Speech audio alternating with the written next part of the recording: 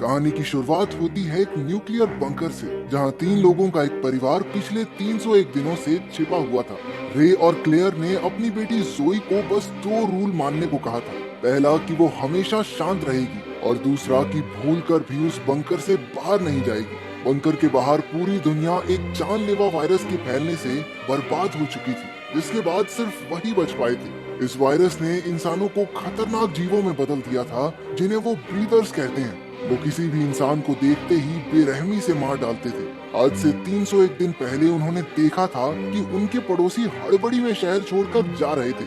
उन्होंने पूछने पर भी कुछ नहीं बताया और जल्दी से निकल गए। पता चला कि एक तेजी से फैलने वाला खतरनाक वायरस उनके शहर किंग्सविल में आ पहुंचा है। इन्फेक्शन के डर से सब लोग अपना घर छोड़कर हाईवे की तरफ भागने लगे, लेकिन रास्ते में ही पुलिस ने सबको रोककर उस इलाके में कर्फ्यू लगा दिया। तभी तो फाइटर जेट्स ने जोरदार बमबारी शुरू कर दी, जिससे लोगों में अफरा तफरी मच गई।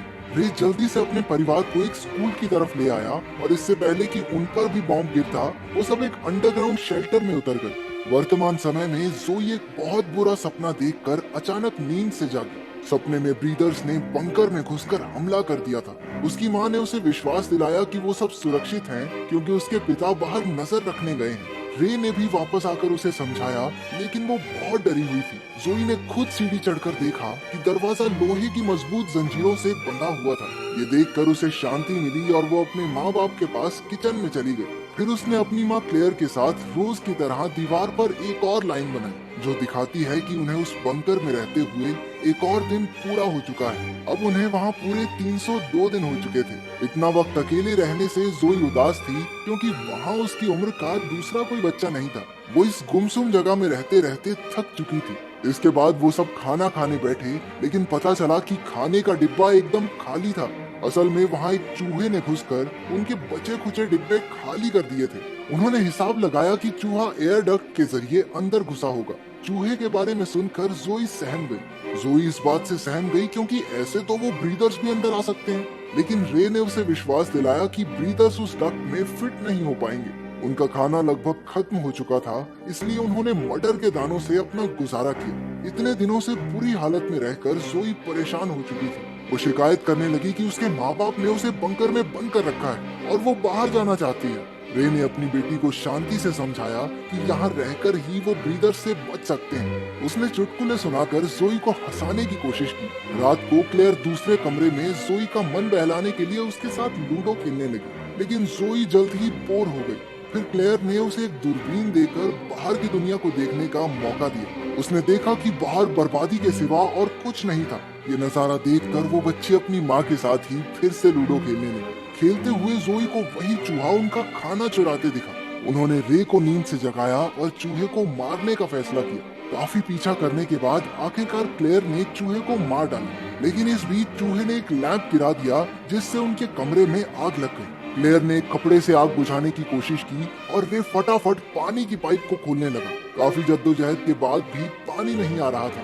आग बढ़ती जा रही थी तो क्लेयर ने मदद के लिए चिल्लाना शुरू कर दिया। आखिरकार पाइप में से पानी निकल आया और वो उस भयंकर आग को बुझाने में कामयाब रही। लेकिन अब दिक्कत ये थी कि आग का धुआं एयर डक्ट के जरिए ऊपर जमीन की तरफ जा रहा था। उन्हें एहसास हुआ कि ये उड़ता धुआं जरूर ब्रीदर्स की नजर में आ जाएगा, इसलिए उन्होंने फटाफट बाहर जाकर एयर डक्ट को ढकने का फैसला लिया। जोई के माँ बाप ने उसे वहीं रुकने को कहा और खुद बाहर निकल कर जोई पेरिस्कोप से उन पर नजर रखे हुए थी। तभी उसने एक अजीब परछाई को उनका पीछा करते देखा। उसे लगा ब्रीदर्स ने उसके माता पिता को देख लिया है। जोई ने जोर जोर से चिल्लाकर उन्हें सावधान करने की कोशिश की, लेकिन वो इतना दूर थे कि उन्हें उसकी आवाज सुनाई नहीं दी। वो हड़बड़ी में रूल्स को तोड़कर बंकर से बाहर निकली और जल्दी से अपने माँ बाप की ओर भागी। बाहर उसे दूर दूर तक कोई दिखाई नहीं दिया। वो जोर जोर से अपने माँ बाप का नाम चिल्लाते हुए उन्हें ढूंढने लगी। अचानक से क्लेयर जोई के पीछे आ गई और उसका मुंह बंद कर दिया। जोई ने उन्हें उस परछाई के बारे में बताया। पता चला कि वो असल में कुछ हिरण थे। वो तीनों खतरे से बचने के लिए भागकर अपने बंकर में चले गए। अंदर पहुंचते ही उन्हें ऊपर से ब्रीदर्स के चलने की आहट सुनाई दी। जैसे ही वो पैरों की आवाज उनसे दूर जाने लगी, जोई की डॉल की रस्सी अचानक कहीं अटक कर खिंच गई और उस डॉल में जोर जोर से म्यूजिक बजने लगा। रे बुरी तरह से डर गया और उसने डॉल की आवाज को बंद करने के लिए उसे पूरी तरह फाड़ डाला, लेकिन अब बहुत देर हो चुकी थी, क्योंकि ब्रीदर्स ने उस गुड़िया की आवाज सुन ली थी। वो जोर जोर से बंकर के दरवाजे की जंजीरों पर वार करने लगे। एक एक करके जंजीरें खुलने लगी थी। ये देखकर रे और क्लेयर सीढ़ी से चढ़कर उन्हें खुलने से रोकने की कोशिश में लग गए। एक पल को दरवाजा खुलने ही वाला था, लेकिन उन्होंने किसी तरह उस ब्रीडर को अंदर आने से रोक दिया। उन्होंने सोचा कि खतरा टल गया, लेकिन ये उनकी गलतफहमी थी। बाहर से आ रही आवाजें तेज हो गई। वहाँ पर और ब्रीडर्स पहुँच चुके थे। उनके कुछ करने से पहले ही ब्रीडर्स ने लोहे का दरवाजा तोड़ दिया और वो थम से नीचे आकर गिरा। वो तीनों हड़बड़ाहट में दूसरे कमरे की ओर भागे। क्लेयर ने लैंप गिराकर आग लगा दी, जिससे वो रास्ता ब्लॉक हो गया। उन्होंने एयर डक्ट के रास्ते से बाहर भागने का फैसला लिया। रे की मदद से क्लेयर उस टंग पाइप से बाहर आ गई। ऊपर जाकर उसने देखा कि खुशकिस्मती से वहाँ कोई ब्रीडर नहीं था। रे ने तुरंत जोई को भी पाइप से बाहर निकाल दिया, लेकिन जब उसने खुद बाहर निकलने की कोशिश की तो उस टंग पाइप में वो फिट ही नहीं हुआ। पाइप में फिट होने के चक्कर में रे ने अपने कंधे को भी डिसलोकेट किया, लेकिन उसके बाहर निकलने से पहले वो ब्रीडर्स उस तक पहुंच गए और उसे नीचे खींच लिया। क्लेयर और जोई ने एक जोरदार धमाके में खून के छींटे उड़ते देखे। रे को खोने के बाद वो दोनों टूट गई थी। माँ बेटी अपनी जान बचाने के लिए तेजी से खाली कार से भरे हाईवे की ओर भागने लगी। तभी आसमान में हेडलाइट्स के साथ एक हेलीकॉप्टर दिखाई दी। वो दोनों उससे बचने के लिए दूसरी ओर भागने लगी, लेकिन जल्द ही उन्हें एक जाल में कैद कर लिया गया। वो वहाँ से बच निकलने के लिए छटपटाने लगी। अंधेरे से निकलते ब्रीडर्स ने उन्हें चारों ओर से घेर लिया। पता चला कि असल में ब्रीडर्स कोई मॉन्स्टर्स नहीं बल्कि अमेरिकन सैनिक थे, जिन्होंने प्रोटेक्टिव फेस मास्क पहना था। तभी अचानक हमें पीछे की कहानी दिखाई जाती है। उनके बॉम्ब से बचकर बंकर में आ जाने के बाद क्लेयर ने अपने परिवार को एक चोट दिखाई जो काली पड़ गई थी। इसका मतलब साफ था कि वायरस उसके शरीर में घुस चुका है। ये वायरस बड़ी तेजी से हवा में फैलता था, इसकी वजह से पूरा शहर इसकी चपेट में आ चुका था।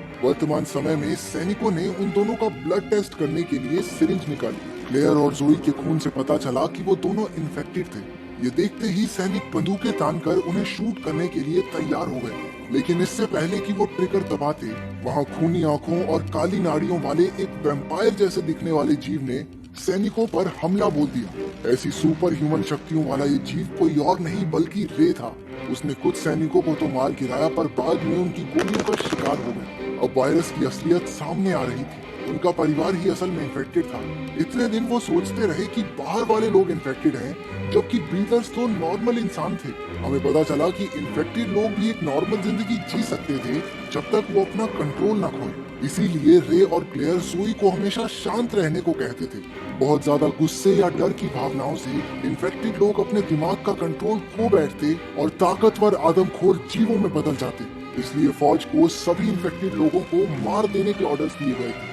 रे को मारकर उन्होंने जाल की तरफ देखा, लेकिन तब तक क्लेयर और जोई वहाँ से फरार हो चुके थे। जोई एक गाड़ी में छिपी थी, जबकि उसकी माँ उस वैम्पायर जैसे जीव में बदलने लगी। उसने आसानी से 3 सैनिकों को मार गिराया, लेकिन आखिरी बचे सैनिक ने उसे गोली मार दी। वो क्लेयर का काम तमाम करने ही वाला था कि अपनी माँ को मरता देख जोई भी अपना आपा खो बैठी। उसने तेजी से उस सिपाही का मास्क हटाकर उसे भी इन्फेक्टेड कर दिया। जोई तो उसे मारना चाहती थी, लेकिन क्लेयर ने उसे रोकते हुए समझाया कि उसके लिए सबसे बड़ी सजा यही होगी कि वो भी ये शापित जिंदगी जिए। आखिरकार वो दोनों रे के पास पहुंचे, जो अपनी आखिरी सांसें ले रहा था। उन्होंने रोते बिलखते एक दूसरे को अलविदा कहा। कुछ पलों बाद उन्हें एक और हेलीकॉप्टर आता दिखाई दिया और वो दोनों तुरंत एक अंडरग्राउंड सुरंग ढूंढकर उसमें छिप गई। वहाँ उन्हें अपने पड़ोसी का बेटा सैम मिला, जिनको उन्होंने वायरस की शुरुआत में भागते देखा था। सैम उन्हें अंडरग्राउंड सीवर सिस्टम की ओर ले गया, जो असल में बाकी बचे इन्फेक्टेड लोगों का ठिकाना था। वो लोग महीनों से वहाँ छिपे हुए थे। क्लेयर और जोई को आखिरकार अपने जैसे लोग मिल गए और उन्होंने उनके साथ ही रहने का फैसला लिया। अंत में क्लेयर ने अपनी काली खूनी आंखों से सूरज को देखा और टनल का दरवाजा बंद कर दिया।